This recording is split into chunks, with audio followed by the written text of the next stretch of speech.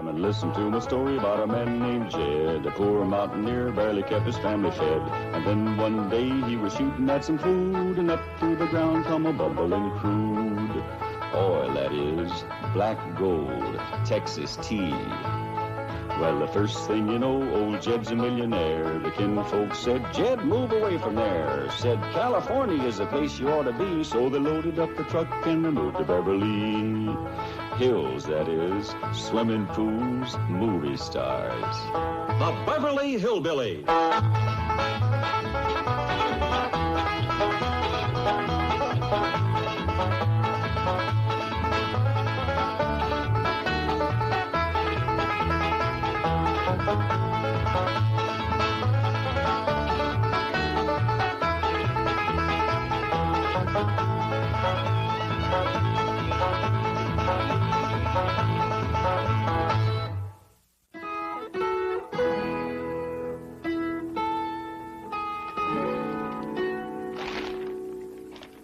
Trust him not, dear gentle lady, hear his voice be low and sweet. Listen to the gypsy's warning, gentle lady, trust him not. Gentle lady, trust him not. A gentle lady, trust him not. Excuse me, Granny, I'm going to the store. Is there anything you need? I'll check my supplies whilst you string these beans. That's women's work. What'd you say? I said stringing beans is women's work. It's anybody's work. I tells them to do it. Well, I ain't gonna do it. Jethro, that's the first time you've ever talked back to Granny, and it's the last. Now you go out and cut me a hickory switch and meet me in the woodshed. We ain't got no hickory tree. No woodshed neither. That's the truth, ain't it? Yeah. Hey, now what'd you want to go and do that for? Now, do you want to string beans or do you want to stand up for your meals for the next few days? I want to string beans. Hot to it. Let's see what I got here. 1 deviled hawk eggs, 2 pickled pawpaws, 3 harmony grits, and 1 salted down hog jowls, 1 sack of salt, 1 sack of sugar, and 1 sack of dried beans, 1 skunk, 1 skunk. Here, Charlie. Ellie Mae, is Charlie a critter about this size with a white streak down his back? Here, Granny, you see me? He's in that cabinet over there. Now you go over there and get him out.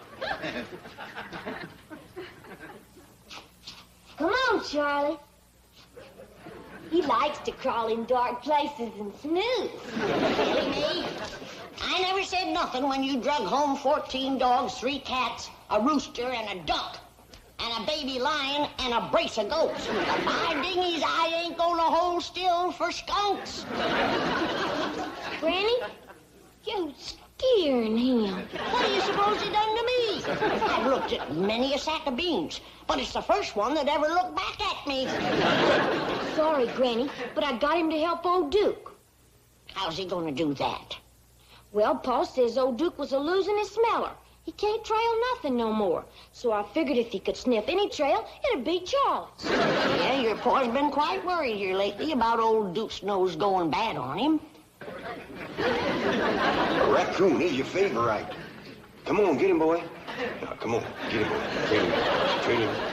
Get him, boy. Get that old raccoon. Come on. Come on. He's kicking dirt in your face. You ain't gonna stand for that, are you?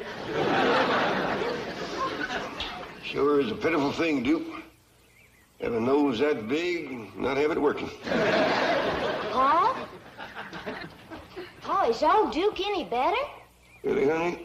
There's a dog used to be able to trail a butterfly through a swamp after a rain. Now he couldn't smell cabbage cooking. I got something here I'll bet you can smell. He won't do nothing, Pa. He likes me. Yeah, well, how's he feel about me? Charlie, this here's my Pa. Now, you be nice to him. And this here is old Duke. You let him get a good whip, and then he's gonna trail you. Charlie, it's all in fun. No hard feelings. Maybe he caught you cold, Pa, and got his nose stopped up. Either that or he just don't give a hoot. He looks worried. Well, to me, all hounds look worried. But I have noticed him looking over at the Drysdale place every now and then, kind of whimpering. Bet you he misses Cotton Patch. Who? The white poodle Mrs. Drysdale brought over from France to marry up with her poodle. Oh, yeah. She's in the hospital. Been there a couple of weeks or so. Reckon that's why Duke's a pining. Duke, you just have to get her off your mind. She belongs to somebody else. Oh, Duke, don't cry. Jed! Uncle Jed, look what was in the mailbox for you. Come all the way from Paris, France. For me? Says right on it, Monsieur J.D. Clampett. Hey, I'll bet you that's from that pretty French lady. The one who brought Cotton Patch over. Yeah, the one you was courting and sparking.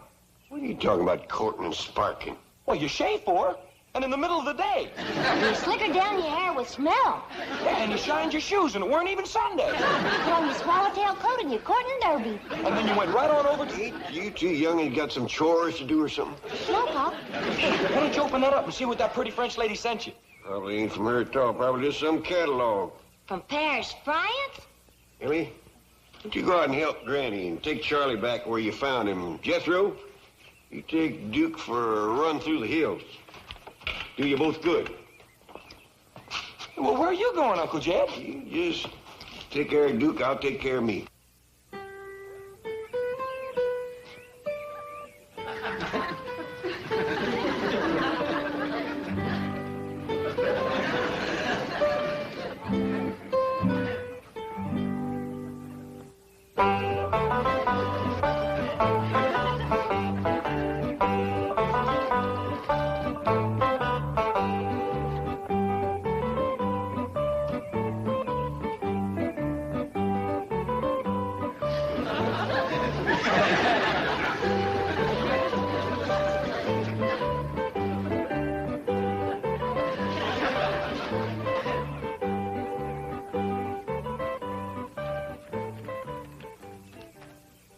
Come on, Duke.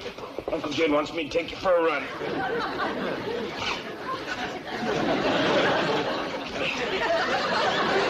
Duke, you can't run unless you get to your feet. But come on, Duke, try to get both ends up at once. Jethro, run me over to Mr. Drysdale Bank. Okay, Uncle Jed. I can run you a heap easier than I can run old Duke. Wait a minute. I mean, run me down in a truck. Oh, all right, I'll go fetch you.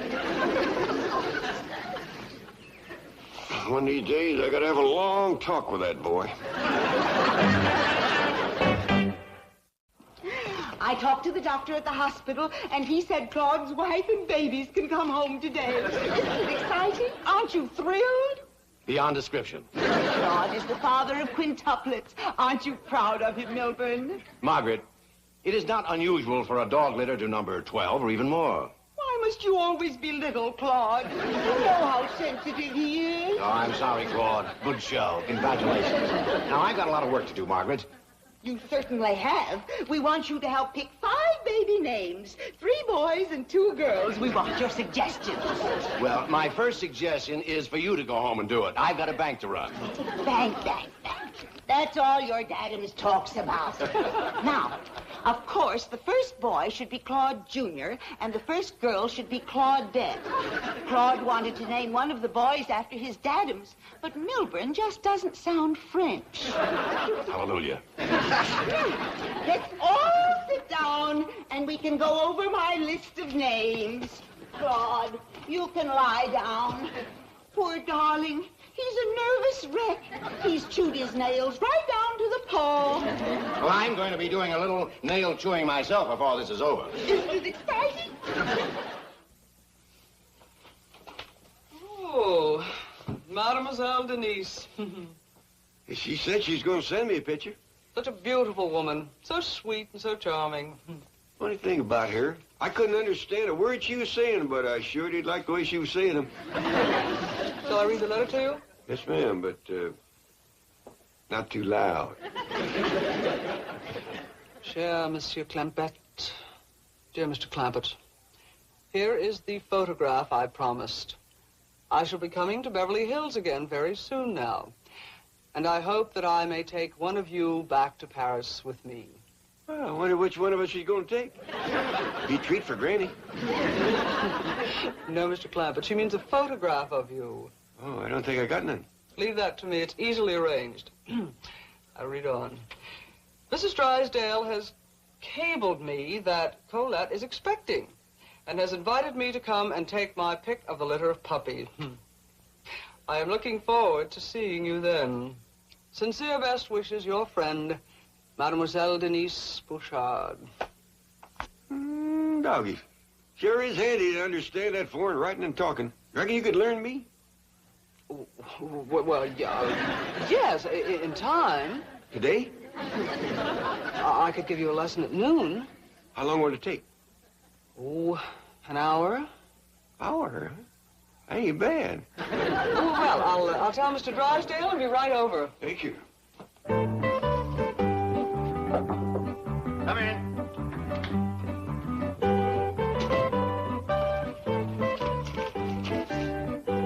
Sure is gonna be nice talking fern with you.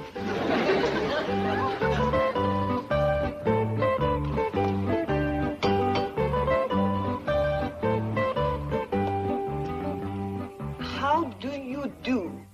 It is good to see you again. Thank you. I am fine. How do you do? It is good to see you again. I am fine. Who you talking to? Bonjour, madame. Quel plaisir de vous voir. Merci beaucoup. Je vais bien. Oh, you're that foreign-speaking lady that Jed got all frizzled up over. Come on in. Yeah, sure nice to see you again. Ah oui. How do you do? It is... Just fine, thanks. How are you? How do you do? It is... Just fine, thank you. How are you? How do you do? I don't know whether you don't hear me or you don't believe me. Granny, you want me to... Oh, howdy, ma'am. Nice to see you again. How are you? How do you do? Oh, just as frisky as a flea on a fat dog. Thank you. Don't do no good to tell her. She'll only ask you again. How do you do? It, See what I mean? She's kind of rattled. Better take her out to the kitchen and give her some coffee. Ah, coffee. Bon. Well, I reckon she could scare you up a bone. Wouldn't you rather have a donut? How do you do? Get that coffee, quick.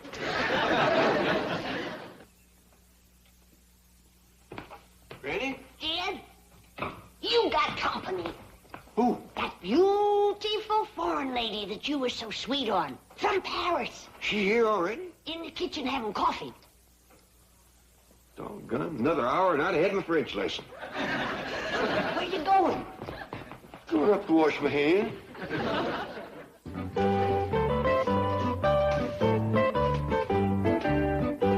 Hey, Uncle Jed, you done changed again in the middle of the day. Hey, young maid, Granny, come on in, see Uncle Jed. As big as your mouth, you'd be teaching school instead of going to it. Oh, you done slickered your hair down again. And put smellum on it, too. It shines your shoes. You better be quieting down, Ellie, or you're going to get a mouthful of hat. Monsieur Clampett. Oh, howdy there, Miss Denise. You look as pretty as a bag full of striped candy. Je suis si content de vous revoir. Je pensais constamment à vous à Paris. Je souhaite que vous ayez reçu de mes nouvelles avec ma photographie. J'attendrai avec plaisir et impatience d'avoir votre photo signée de votre main et que je garderai toujours près de moi. Just my luck. Another hour and I'd have been able to understand every word she said.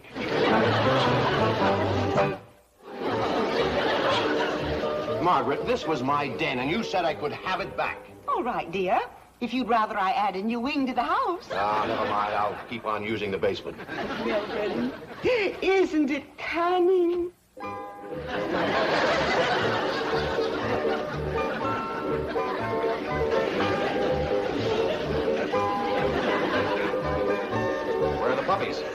But with their mumsy-wumsy.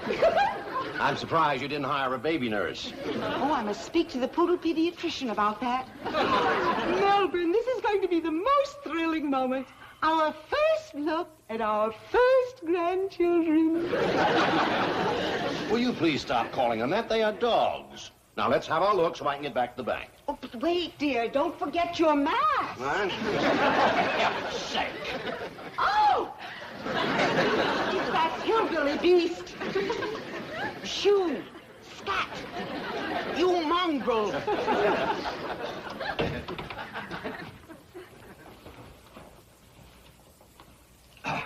Margaret, something tells me you closed that window a couple of months too late.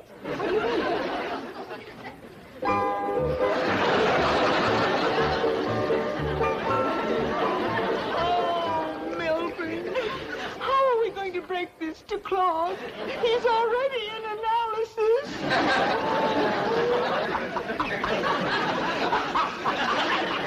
Now, try again, Mr. Clampett. Bonjour, mon ami. Once more. Bonjour, mon ami. Good. Now, what does that mean?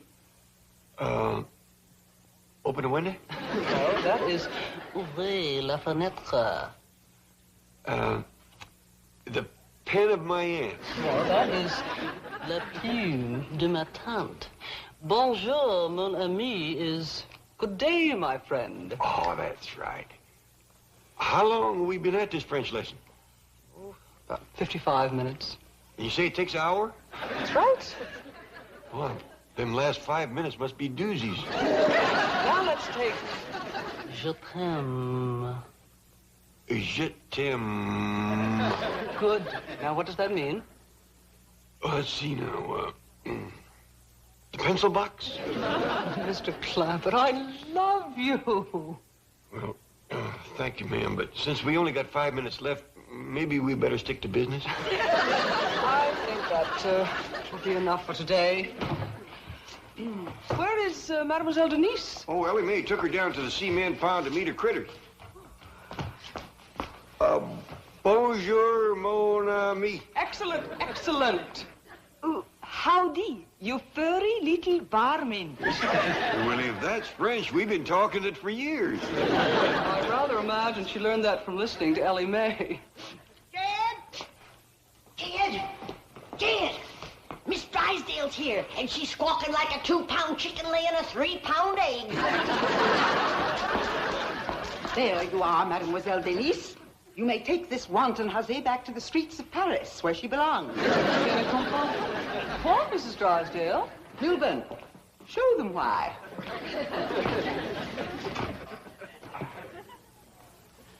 Oh, quel bébé précieux! Monsieur Duc, je pensais que vous êtes le papa.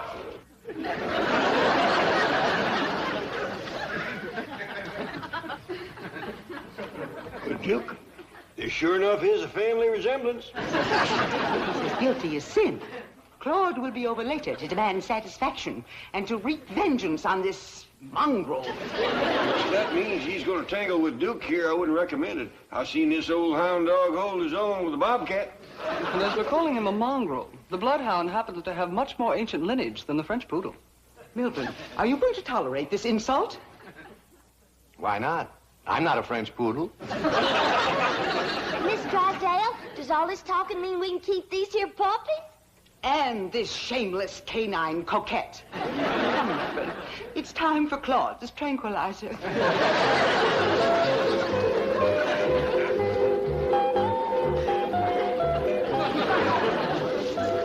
Well, is everybody staying for supper? Well, Granny, I kind of figured that Miss Denise being so far from home and all, that she might want to eat supper out at one of them French eating places. Well, good. If that's what she wants, let her go. How many of us does that leave? Well, you don't understand. I'd be going with her. Well, cooking ain't good enough for you, huh? Granny, it ain't that. It's just I'd like to spend a little time with her alone. Oh? Well, why didn't you say so?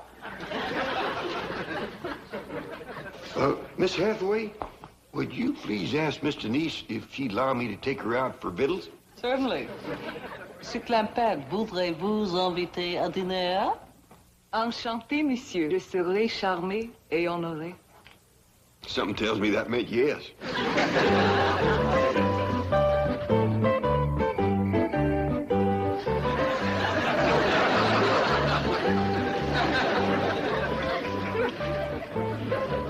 Well, we're ready. We? Yes, you'll need an interpreter. Well, Mr. Clampett, if you're thinking three's a crowd, you're right. But I have taken care of that. Jethro? Attendez. Hey, Uncle Jed, Miss Jane says we's going to double date. Well, that wasn't exactly the way I planned. Mr. Clampett, I told Jethro that if you went out tonight, it would be a double date. Oh, well, in that case, I can't let you break your promise. Double date it'll be.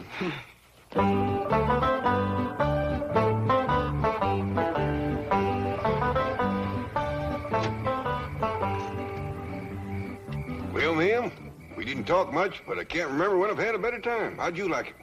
Well, Dougie. How about you two in the back seat? You enjoy the double date?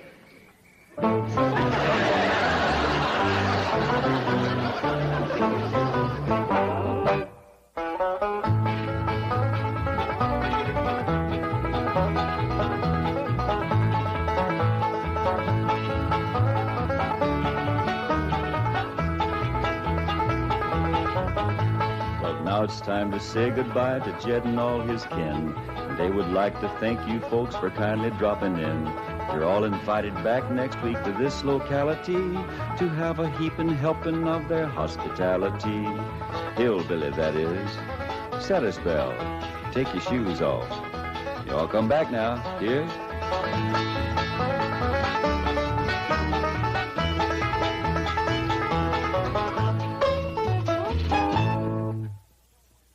This has been a Filmways presentation.